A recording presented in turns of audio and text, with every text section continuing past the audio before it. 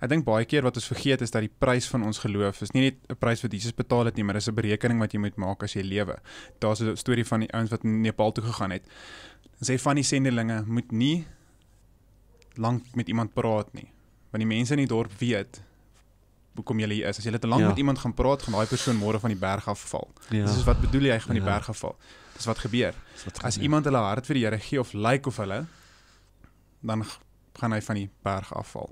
En jy self, hoe vertel ek hulle van Jesus as ek nie lank met hulle mag praat nie? Hoe vertel ek iemand van Jesus as hulle lewe die volgende dag gaan verloor? Hoe kan ek dit doen aan iemand om dit dan, want jy verstaan nie dit, of jy het nog nooit daai gedagte gehad van hier's 'n spesifieke tipe vrug wat ek hier sal moet dra om totaal en al te vertrou op die plan van die Heilige Gees, om dan Jesus te bring vir die mense. Hoe doen ek dit? Sonder dat iemand van die berg gaan afval.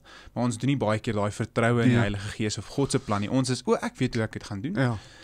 En dis die gemak van ons, alles wat ons het, is dat om terug te kom by 'n plek en totaal en al op die Heilige Gees te vertrou en sy plan en dan te wag vir daai teenstand, te wag vir daai moeilike tyd.